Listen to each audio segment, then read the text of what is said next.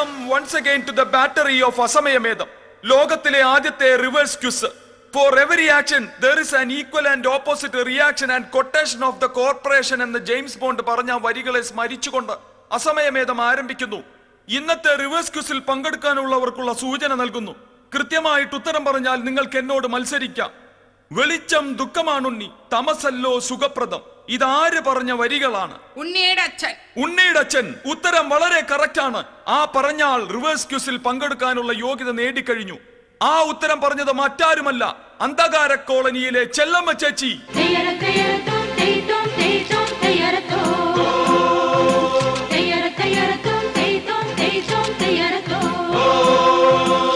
ഒരു കാര്യം ഞാൻ ചോദിച്ചോട്ടെ, വെളിച്ചം ദുഃഖമാണുണ്ണി, തമസല്ലോ സുഖപ്രദം എന്ന വാക്ക് പറഞ്ഞത് ആരാണെന്ന ചോദ്യത്തിന് ഉണ്ണിയുടെ അച്ഛനെന്ന് ഉത്തരം കറക്റ്റ് ആയിട്ട് പറഞ്ഞു. ആരാണ് ഈ ഉണ്ണിയും ഉണ്ണിയുടെ അച്ഛനും? ഉണ്ണി എന്റെ മോൻ, ഉണ്ണിയുടെ അച്ഛൻ എന്റെ കെട്ടിയൻ. ഞങ്ങളുടെ വീട്ടിലെ കറണ്ട് ബില്ല് വന്നപ്പോ അയാൾ എന്റെ മകാൻ ഉണ്ണിയോട് പറഞ്ഞ വാക്കുകളാണ് കേട്ടാ. വെളിച്ചം ദുഃഖമാണ് ഉണ്ണി, തപസല്ലോ സുഖപ്രദം എന്ന് പറഞ്ഞ് ഹിമാലയത്തിലേക്ക് ഒരു പോക്ക് അങ്ങാട് പോയി. എന്തിനാണെന്നറിയാമോ? തപസിന്. പിന്നെ തിരിച്ചു വന്നിട്ടില്ല കേട്ടാ. അതിനുശേഷം ചേച്ചി അന്വേഷിച്ചു പോയിട്ടുമില്ലേ? ഓ, ഹിമാലയത്തിലേക്കൊക്കെ ആര് പോകാനാണ്? എനിക്ക് അതിനുള്ള സമയമില്ല കേട്ടാ. പിന്നെ ജയിലിൽ ഇടയ്ക്കിടയ്ക്ക് പോയി നോക്കും. ജയിലിലോ? അതെന്തിനാണ്? ഇപ്പൊ ഈ സ്വാമിമാരെയൊക്കെ പിടിച്ച് ജയിലിൽ അടയ്ക്കണ സീസൺ ആണല്ല. നമ്മക്ക് ഭാഗ്യം ഉണ്ടെങ്കിൽ ഒരു നോക്ക് കാണാനില്ലാന്നും കരുതി ഇടയ്ക്കിടയ്ക്ക് പോണതാണ് കേട്ടാ. ഭർത്താവിന്റെ കാര്യം അവിടെ നിൽക്കട്ടെ, കറണ്ടിന്റെ കാര്യത്തിലേക്ക് വരാം. എല്ലായിടത്തും പോലെ നിങ്ങളുടെ കോളനിയിലും കറണ്ട് പോകാറുണ്ടോ? അവിടെ അങ്ങനെ പോകുമൊന്നുമില്ല, ഇടക്കിടക്ക് വരും. എന്തായാലും മത്സരം ആരംഭിക്കാം. ആ വാടാ, എന്നാ മത്സരം ആരംഭിക്കാൻ ഇങ്ങോട്ട് ഇറങ്ങി വാടാ. അവിടെ അയ്യോ ചേച്ചി, മത്സരം എന്ന് ഉദ്ദേശിച്ചത് എന്താണ്? ഇയാക്കടെ ഉദ്ദേശം എന്താണ്? അത് ആദ്യം പറയാ. ഞാൻ ഉദ്ദേശിച്ചത് മറ്റൊന്നുമല്ല, റിവേഴ്സ് കിസ്. ഇതിനാണാടാ ഇങ്ങോട്ട് വരാൻ പറഞ്ഞത്? അയ്യോ, ഞാൻ ഉദ്ദേശിച്ചത് അതല്ല. എന്താണെങ്കിലും നടക്കത്തില്ലടോ. സമ്മതിച്ചിരിക്കുന്നു. Let's start the battery of അസമയമേധം. നിങ്ങൾ മനസ്സിൽ ഉദ്ദേശിക്കുന്നയാളെ 20 സൂചനകളിലൂടെ ഞാൻ പറയും. ഞാൻ പരാജയപ്പെട്ടാൽ ഞാൻ നിങ്ങൾക്ക് 1000 രൂപ തരും. എത്ര രൂപ തരുമെന്നാണ് പറഞ്ഞത്? 1000 രൂപ തരും. 1000 രൂപ. ഇയാള് പരാജയപ്പെട്ടാൽ എനിക്ക് 1000 രൂപ തരും. ഞാൻ പരാജയപ്പെട്ടാൽ ഇയാൾ എനിക്ക് 1000 രൂപ തരും. അതെന്തിനാ? എനിക്ക് 2000 രൂപയുടെ ആവശ്യമുണ്ടോ? അത് പറ്റില്ല. ഈ മത്സരത്തിൽ ഒരു നിയമമുണ്ട്. അതായത് ഞാൻ പരാജയപ്പെട്ടാൽ ഞാൻ 1000 രൂപ തരും. ഒരു കാര്യം ചെയ്യാം, ചേച്ചി പരാജയപ്പെട്ടാൽ 500 രൂപ എനിക്ക് തന്നാൽ മതി. സമ്മതിച്ച് 500 രൂപ തരാം. ചേച്ചി മനസ്സിൽ ഒരാളെ വിചാരിച്ചോളൂ. വിചാരിച്ച്. നിങ്ങൾ ഉദ്ദേശിച്ചയാൾ ഭാരതീയനാണോ? ഈ പൂത്തോട്ട എന്ന് പറയുന്ന സ്ഥലം ഭാരതമാണോ? പൂത്തോട്ട ഈ ചെക്കോസ്ലോവിക്കൻ ഭൂഖണ്ഡത്തിൽ പെട്ടതല്ലേ? ഈ ഭൂഖണ്ഡമൊക്കെയാണ്, കണ്ടത്തിന്റെ നടുവിലാണ് ഞങ്ങളുടെ വീട്. ചുറ്റും കണ്ടമാണ്. ശരി. നിങ്ങൾ വിചാരിച്ചയാൾ ജീവിച്ചിരിപ്പുണ്ടോ? ഇല്ല. അപ്പോൾ മരിച്ചയാളാണോ? അല്ല. ജീവിച്ചിരിപ്പുമില്ല, മരിച്ചിട്ടുമില്ല. അതെങ്ങനെ? ഒരു പ്രയോജനമില്ലാത്ത ഒരാള് ജീവിച്ചിരുന്നാൽ എന്ത്, മരിച്ചാലെന്ത്? നിങ്ങൾ ഉദ്ദേശിച്ചയാൾ ആണാണോ? ഞാൻ വിചാരിച്ചത് ആണാണെന്നാണ് കേട്ടാ. പിന്നീടാണ് മനസ്സിലായത് ആണും പെണ്ണും കെട്ടവനാണെന്ന്. 50 വയസ്സിന് മുകളിൽ പ്രായം? അങ്ങോട്ടൊന്നും എത്തൂല കേട്ടാ. കയ്യിലിരിപ്പ് വളരെ മോശമാണ്. കലാ, കായികം, രാഷ്ട്രീയം എല്ലാത്തിലും പെടും. 3 എണ്ണവും ഉണ്ടോ? പോരാത്തതിന് നല്ല വെള്ളവടിയുണ്ട്. സ്വാതന്ത്ര്യ സമരത്തിൽ പങ്കെടുത്തിട്ടുണ്ടോ? ഏത് സമരത്തിലും പോകും. ഇന്ന പാർട്ടിയൊന്നുമില്ല, ഒരു ഫുള്ളാണ് കണക്ക്. പൂത്തോട്ടക്കാരനായ, ജീവിച്ചിരിപ്പില്ലാത്ത എന്നാൽ മരിച്ചിട്ടുമില്ലാത്ത, 50 വയസ്സിന് മുകളിൽ പ്രായമില്ലാത്ത, കലാ, കായിക, രാഷ്ട്രീയക്കാരനായ, സമരങ്ങളിൽ പങ്കെടുത്തിട്ടുള്ള ഈ വ്യക്തി ആരാണെന്ന് എനിക്ക് പറയാൻ കഴിയില്ല. ഞാൻ പരാജയം സമ്മതിച്ചിരിക്കുന്നു. ചേച്ചിക്കിതാ സമ്മാനമായി 1000 രൂപ. ഇനി ചേച്ചി മനസ്സിൽ വിചാരിച്ചത് ആരെയാണെന്ന് പറയൂ. ആരാണെന്നാണ് എനിക്കും അറിയേണ്ടത്. ഏതാള്? എന്റെ മിനിക്കുട്ടിയുടെ അച്ഛൻ. പുള്ളിയല്ലേ ഹിമാലയത്തിൽ പോയത്? അത് ഉണ്ണിയുടെ അച്ഛൻ. ഇതെന്റെ മോള് മിനിക്കുട്ടിയുടെ അച്ഛൻ. അതാരാണ്? അതാരാണെന്ന് അറിയാനല്ലേ ഞാൻ ഇങ്ങാട് വന്നത്. എന്റെ 3ാമത്തെ മോള് ശ്യാമള മോളുടെ അച്ഛനോട് ഞാൻ ചോദിച്ചു കേട്ടാ.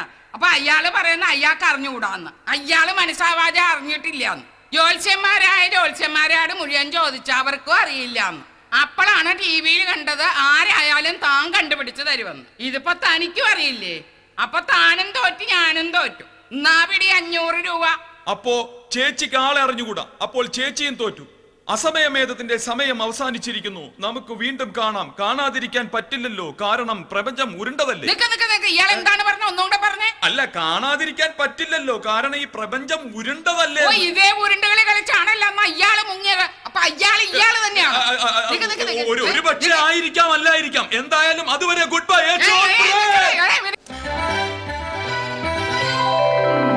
മാന്യ പ്രേക്ഷകർക്ക് തരികിട പതിനിശയിലേക്ക് സ്വാഗതം. സമയമിത പൂർവ സായാഹ്നം അമൃതം ശിവമയ സംഗീതം ഹരിപദമനാദി സോപാനം അനഘ സുമൃതമീശ്വര ഹൃദയം എന്നന്തരാത്മാവ് നിന്നാത്മസല്ലാപം ഈ ജന്മം സമ്പൂർണം ദേവി. സമയമിത പൂർവ സായാഹ്നം അമൃതം ശിവമയ സംഗീതം ഹരിപദമനാദി സോപാനം അനഘ സുമൃതമീശ്വര ഹൃദയം. മാന്യ പ്രേക്ഷകർക്ക് തരികിട പതിനിശയിലേക്ക് ഒരിക്കൽ കൂടി സ്വാഗതം. ഇന്ന് തരികിട പതിനിശയിൽ പങ്കെടുക്കാൻ പോകുന്നത് ആരാണെന്ന് പരിചയപ്പെടാം. എന്തോന്നാ തന്റെ പേര്? ഈശോ ഓടി. എന്തോന്ന്? ഈശോ ഓടി. ഈശോ പേരി ഓടി ഇൻസൽ ഓടാശ്ശേരി ഡേവിസ് മകൻ ഈശോ. ഓ, അങ്ങനെ ഈശോ ഓടിയല്ലേ? അതെ. തന്റെ രൂപം കണ്ട ഈശോ വരെ ഓടും. ഈ ചിരി കേട്ട ചെലുത്താൻ വരെ ഓടും. അപ്പൊ ഈശോ ഓടി. നിങ്ങൾ ഒറ്റയ്ക്കാണോ വന്നത്? അല്ല, ബ്രായക്കാട് കൂടെയാണ്. എന്തോന്ന് വൃത്തിയേടാ നിങ്ങൾ പറയുന്നേ? ബ്രായക്കാട് കൂടെയാണ് വന്നത്. ഇത് ഷൂട്ടിംഗ് നടക്കുകയാണെന്ന് വൃത്തിയോട് പറയല്ലേ? എന്റെ കൂടെ വന്നാൽ അങ്ങനെ വൃത്തിയേടാവണത്. ആരുടെ കൂടെ വന്ന് നീ പറയാ? വൃത്തിയോട് പറയില്ലേ? ഇബ്രാഹിമിക്ക. തനിക്ക് ഇതുവരെ മനസ്സിലായില്ലേ? ഓ, അങ്ങനെ വ്യക്തമാക്കി പറയൂ. ഓക്കെ, അപ്പോ തരികിട പതിനിശ ആരംഭിക്കുകയാണ്. ഞാൻ ചോദിക്കുന്ന ചോദ്യങ്ങൾക്ക് കൃത്യമായിട്ട് ഉത്തരം പറഞ്ഞാൽ 10,000 രൂപ സമ്മാനമായിട്ട് ലഭിക്കുന്നു. അതെ, ഈ 10,000 രൂപ എന്ന് വലുതാക്കി പറയണ്ട, 10,000 രൂപ എന്ന് പറഞ്ഞാൽ മതി. First question. മോഹൻലാലിന് വേണ്ടി സിനിമയിൽ സ്ഥിരമായിട്ട് പാടുന്ന ഒരു ഗായകന്റെ പേര് പറയുക. ഒരു പുളു തരുമോ? ഫ്ലൂ. Flu flu. MG ആണ് തുടക്കം. MG സോമൻ. അദ്ദേഹം മരിച്ചുപോയില്ലേ? മരിച്ചുപോയല്ലേ? Next clue. രണ്ടാമത് ശ്രീകുമാറുണ്ട്. MGക്ക് ശേഷം ഒരു ശ്രീകുമാർ കിടപ്പുണ്ട്. ഓ, MGക്ക് ശേഷം ശ്രീകുമാറുണ്ടല്ലേ? ജഗതി ശ്രീകുമാർ. എടോ, MG വെച്ച് വേറെ പേരൊന്നുമില്ലേ? MG road. അയ്യോ, അത് റോഡല്ലേ, ഒരു മനുഷ്യന്റെ പേരാണ് പറയേണ്ടത്. മനുഷ്യന്റെ പേരല്ലേ? MGR. അത് നടത്തി വിട്ടാൽ നിനക്ക് നീർക്കിട മാറ്റേ. അയ്യോ, അതെ. Last clue. എങ്ങനെ? ഓ, പറഞ്ഞോളൂ. കുപ്പി കൊണ്ടുവന്നിട്ടുണ്ടല്ലേ? അച്ചാർ ഞാനും കൊണ്ടുവന്നിട്ടുണ്ട്. എടോ, അതല്ലെന്ന്. അതായത് ഞാൻ ഓ, കുളു ആയാലും മണാലി ആയാലും മര്യാദക്ക് പറയണം. അപ്പൊ ഞാൻ ചോദിക്കാൻ കൃത്യമായിട്ട് പറയുക. ഇനി പറ. മോഹൻലാലിന് വേണ്ടി സ്ഥിരമായിട്ട് പാടുന്ന ഗായകന്റെ പേരാണ്? അയ്യോ, ഇയാൾക്കൊരു ജ്ഞാനം ഇല്ലല്ലോ. പറയാത്ത സ്ഥിതിക്ക് മറ്റു പരിപാടികളിലേക്ക് കിടക്കാം. സാധാരണ തരികിട പതിനിശയിൽ വരുന്നവരോട് ഞാൻ കുശലാന്വേഷണങ്ങൾ അന്വേഷിക്കാറുണ്ട്. താങ്കൾ വിവാഹിതനാണോ? ഞാൻ വിവാഹിതനല്ല. അല്ല. വിവാഹം കഴിക്കാൻ താല്പര്യമുണ്ടല്ലേ? ഭയങ്കര താല്പര്യമായിട്ട് നടക്കുന്നു.